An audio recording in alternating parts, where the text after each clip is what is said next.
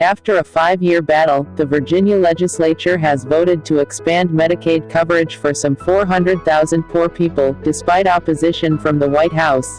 The Republican-controlled Senate voted Wednesday in favor of a state budget expanding Medicaid, and the House of Delegates, which had previously backed the measure, gave its final approval shortly afterward.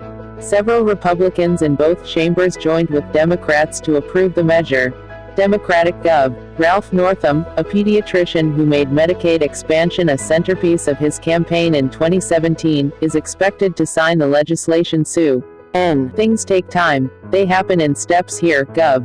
Ralph Northam told reporters after the vote. The makeup of the House certainly changed. The vote makes Virginia the 33rd state to approve Medicaid expansion under the Affordable Care Act, or Obamacare, according to figures compiled by the Kaiser Family Foundation. The expansion of the government health insurance program was strongly opposed by the Trump administration, which has sought to repeal Obamacare outright.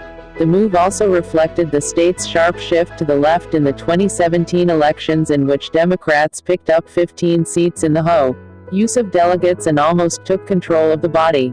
In the final hours, Sen. Ben Chafin, a Republican lawmaker from Virginia's economically depressed southwest coal country, announced his support for expansion on the Senate floor. He said his rural area needs expansion to bolster its hospitals and provide care for constituents. I came to the conclusion that no just wasn't the answer anymore, Chafin said.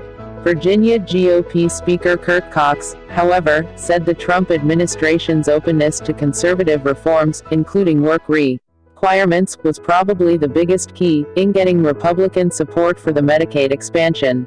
Under the ACA, states may expand their Medicaid rolls to people with incomes up to 138% of the federal poverty level, which is $16,643 for an individual and $28,700 for a family of 3. The federal government has pledged to pay at least 90% of the cost. Under this formula, Virginia will receive about $2 billion a year. In Virginia, which has some of the strictest eligibility requirements in the country,